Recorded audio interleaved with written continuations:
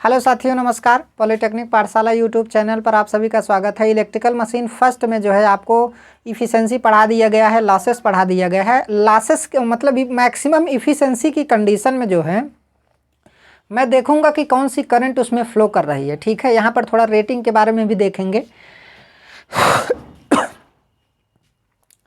यहाँ पर यह भी देखेंगे कि मैक्सिमम इफ़िशेंसी की कंडीशन में उसकी केवीए रेटिंग क्या होती है, उसका फार्मूला क्या होता है, समझ में आया। देखिए अभी तो सॉल्व करवाते हम चले जा रहे हैं, लेकिन अभी कोई न्यूमेरिकल मैं नहीं बता रहा हूँ। लेकिन जब ट्रांसफार्मर ख़त्म हो जाएगा, मशीन ख़त्म हो जाएगा, तो ये 1-2 लेक्चर में हम न्यूमेरिकल का टॉपिक लेंगे। ठीक है, कहाँ कहाँ से न्यूमेरिकल पूछा जा सकता है उसके बारे में हम अच्छे तरीके से क्या करेंगे, डिस्कस करेंगे। 3-4 लेक्चर उसका बनाएंगे। और ये जो मशीन फर्स्ट है वो इसी महीने के लास्ट में क्या हो जाएगा, ख़त्म हो जाएगा। ट्रांसफार्मर पढ़ाने के बाद जो है ट्रांसफार्मर ख़त्म होने वाला है। ट्रांसफार्मर पढ़ाने के बाद जो है आपका क्या कहते हैं, डीसी मशीन पढ़ाया जाएगा। डीसी मशीन पढ़ाने के बाद वो आपका क्या हो जाता है, ख़त्म हो जाता है। ठीक है, उसके बाद जो है डिजिटल इलेक्ट्रॉनिक्स कंटिन्यूअस चलेगा। डिजिटल इलेक्ट्रॉनिक्स ज़्यादा से ज़्यादा 5-6 दिन का टॉपिक है। अगर 6-6, 7-7 लेक्चर 5-6 दिन पढ़ा दिया जाए तो वो क्या हो जाता है, ख़त्म हो जाएगा। ठीक है, अब यहाँ पे ध्यान से देखिए, हमें पता है कि हम जानते हैं कि अधिकतम दक्षता आयरन लॉस बराबर क्या होती है, कॉपर लॉस होती है। अधिकतम दक्षता कब होती है, आयरन लॉस बराबर क्या होती है, कॉपर लॉस होती है पर होती है। तो मैक्सिमम दक्षता की कंडीशन में जो करंट फ्लो होती है उसे आईएम से क्या करते हैं, रिप्रेजेंट करते हैं। आईएम का मतलब, यम का मतलब क्या है कि मैक्सिमम दक्षता की कंडीशन में जो करंट होगी उसे हम आईएम से क्या करेंगे, रिप्रेजेंट करेंगे। ठीक है, तो अब यहाँ पे हमें पता है कि देखिए आयरन लॉस बराबर क्या होता है, कॉपर लॉस। आयरन लॉस बराबर क्या है, कॉपर लॉस। तो मैक्सिमम दक्षता की कंडीशन में देखिए यहाँ पर हम क्या लिखते हैं, यहाँ पर भाई I1 मतलब I² R01 या फिर I² R02 लिखते हैं। तो इफिशिएंसी क्या है, मैक्सिमम है। तो इस कंडीशन में हम ऐसे आईएम से क्या करेंगे, रिप्रेजेंट करेंगे। तो यहाँ पे IM² बराबर PI/R01 हो जाएगा। IM बराबर √में PI अपान क्या हो जाएगा, R01 हो जाएगा। ठीक है, तो अब यहाँ पे ये तो फार्मूला निकल के आ गया ये चीज़। अब इसी में क्या करेंगे, ऊपर नीचे फुल लोड करंट के स्क्वायर से गुणा भाग कर देंगे। तो यहाँ पर हमने क्या कर दिया, ऊपर नीचे फुल लोड करंट स्क्वायर से क्या किया, गुणा भाग कर दिया। तो अब सोचिए कि फुल लोड करंट है, फुल लोड करंट का स्क्वायर इंटू R01, तो ये तो रेटेड कॉपर लॉस हो गया। और यहाँ पर फुल लोड करंट स्क्वायर के फॉर्म में है, तो इसे बाहर निकालेंगे तो ये फुल लोड करंट हो जाएगा। ठीक है, तो फुल लोड करंट इंटू √ में ये तो आयरन लॉस है, और नीचे क्या है, ये वाला, इसे क्या बोलेंगे आप, इसे आप बोलेंगे फुल लोड कॉपर लॉस बोलेंगे। क्या बोलेंगे, फुल लोड कॉपर लॉस। ठीक है, फुल लोड कॉपर लॉस हो गया। अब यहाँ पे IM बराबर IFL इंटू इसी आयरन लॉस को रेटेड आयरन लॉस बोलते हैं। भाई मैक्सिमम इफिशिएंसी की कंडीशन में जो हमारा आयरन लॉस होगा वो क्या होगा, रेटेड आयरन लॉस होगा। और इसी को रेटेड कॉपर लॉस भी बोलते हैं। क्या बोलते हैं, रेटेड कॉपर लॉस। अब दोनों साइड में ध्यान से देखिए, IM बराबर IFL इंटू इतना हो गया। ये चीज़ तो आप लोग पहले अच्छे तरीके से जान रहे हैं। दोनों साइड में हमने वोल्टेज से क्या कर दिया, गुणा कर दिया। भाई वोल्टेज से हमने जब गुणा कर दिया तो यहाँ पर देखिए, यहाँ पे भी वोल्टेज का गुणा हो गया, यहाँ पे भी वोल्टेज का गुणा हो गया। अब आपको पता है जो अपैरेंट पावर होता है, क्या होता है, अपैरेंट पावर। अगर अपैरेंट पावर की बात करें तो PA बराबर होता है V इंटू I होता है। तो सिंपल सी बात है, इसी को क्या लिख सकते हैं, VA लिख सकते हैं।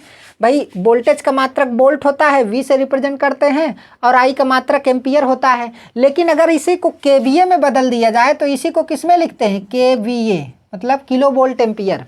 अगर किलो में बदल दिया जाए तो किस में कन्वर्ट हो जाएगा, KVA में इसे लिखते हैं। ठीक है, तो यहाँ पर ध्यान से देखिए, यहाँ पर क्या है, वोल्टेज इंटू करंट मैक्स है, voltage into full load current है। तो सिंपल सी बात है, ये तो यही चीज़ है ना।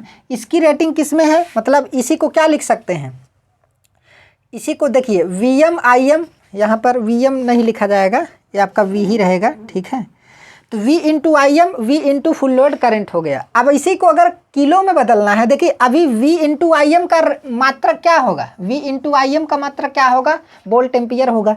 लेकिन अगर किलो में बदलना है तो 1000 से क्या कर देंगे, दोनों साइड में भाग दे देंगे, तो ये भी किलो में बदल जाएगा और ये भी किलो में बदल जाएगा। तो इसी को क्या लिख सकते हैं, देखिए यहाँ पर मैक्सिमम करंट है ना, तो इसीलिए इसे KVA मैक्सिमम लिखेंगे। भाई इसी को हम लिखेंगे क्या, KVA मैक्सिमम, और इसी को हम क्या लिखेंगे, KVA रेटेड लिखेंगे। सिंपल सी बात है, ये तो फुल लोड करंट है, तो फुल लोड की कंडीशन में जो हमारा केवीए होता है वो क्या होगा, रेटेड केवीए होगा। समझ में आया।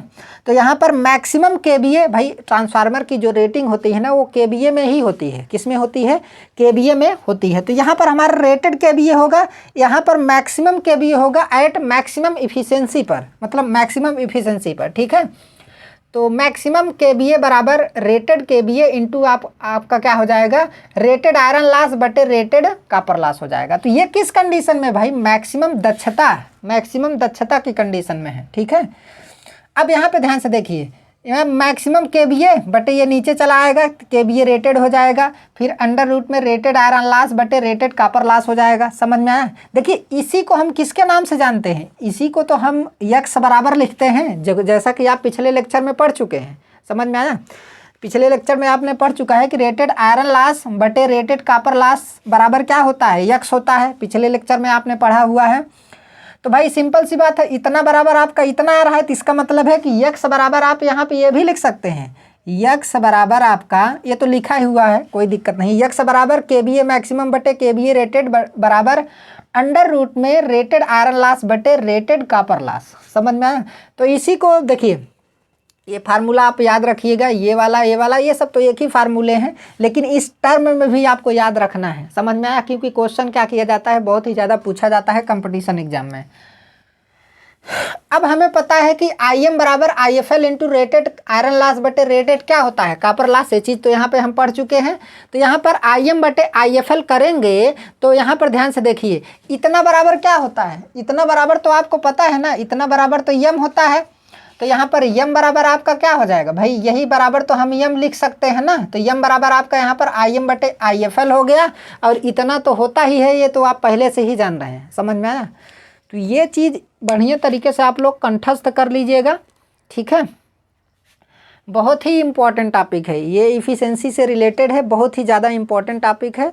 तो इस टॉपिक को आप लोग बढ़िया तरीके से पढ़ लीजिएगा। ठीक है, इसके न्यूमेरिकल्स जो इस पर बेसिस होंगे उसके बारे में आगे डिस्कस किया जाएगा। पहले ट्रांसफार्मर का जो थ्योरिकल पोर्शन है, क्योंकि थ्योरी सबसे ज़्यादा पूछा जाता है, हालांकि न्यूमेरिकल भी मैं आपको बताऊंगा, 5-6 लेक्चर में न्यूमेरिकल सारे करवा दूंगा मैं, लेकिन फिर भी इसे आप बढ़िया तरीके से क्या करिए, पढ़िए, और वीडियो को ज़्यादा से ज़्यादा लोगों तक आप लोग पहुंचाने का प्रयास कीजिए। और डिजिटल इलेक्ट्रॉनिक्स हो गया, मशीन फर्स्ट हो गया, मेजरमेंट हो गया, ये सारे सब्जेक्ट अच्छे तरीके से ख़त्म हो जाएंगे।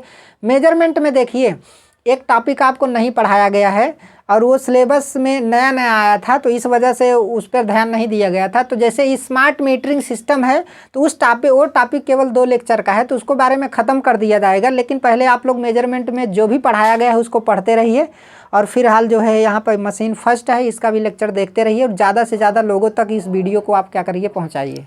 धन्यवाद।